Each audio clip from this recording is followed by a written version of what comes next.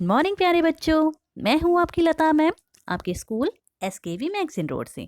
बेटा आज हम करेंगे शिक्षा निदेशालय दिल्ली सरकार की हिंदी की कार्यपत्रिका। आज हमारी कार्यपत्रिका की क्रम संख्या है 155।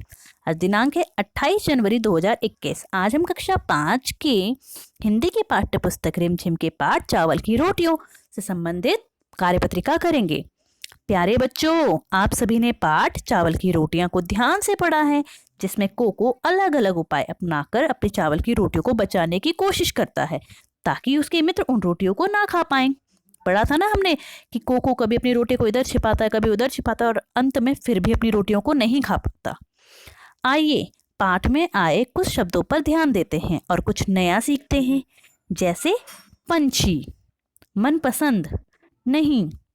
बच्चों, इन शब्दों का उच्चारण नाक से किया जाता है और इनको लिखने के लिए बिंदु का प्रयोग किया जाता है।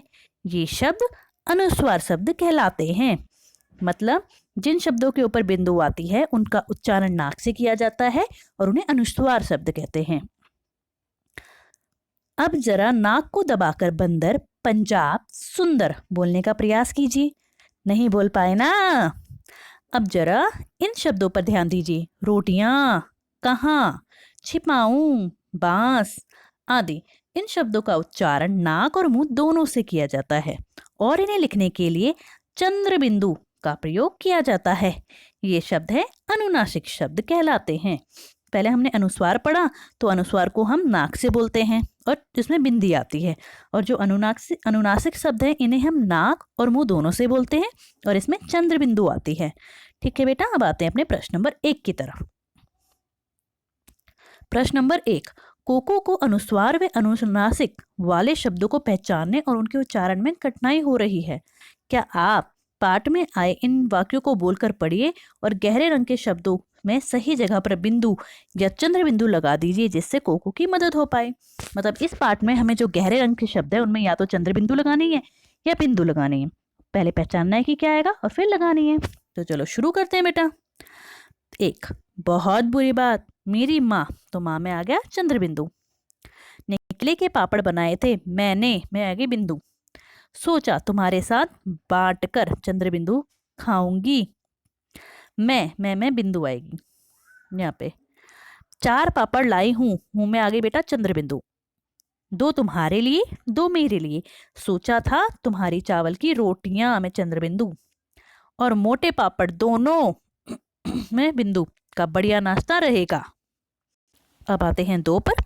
ये फूल मेरी माँ, माँ में आती है चंद्र बिंदु, को इस फूल से एलर्जी है।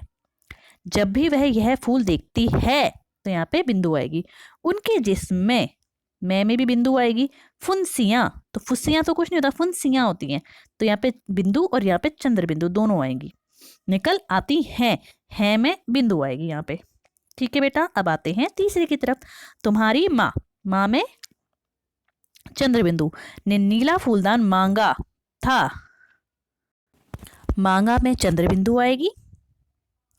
उस वक्त मेरे पास वह रंग, बिंदु आएगी। नहीं में भी बिंदु आएगी, इसलिए वह गुलाबी ही ले आई। उनके जाने के बाद मुझे नीला फूलदान मिल गया। मैं में भी बिंदी आएगी। उसे बदलने आया हूं, तो हूं में आ गई चंद्र बिंदु। तो ठीक है बेटा, तो आपको ये समझ आ गया होगा कि कहाँ पर आपकी बिंदु आएगी और कहाँ पर चंद्र बिंदु। अब आते हैं पाठ प्रश्न नंबर 2 पर।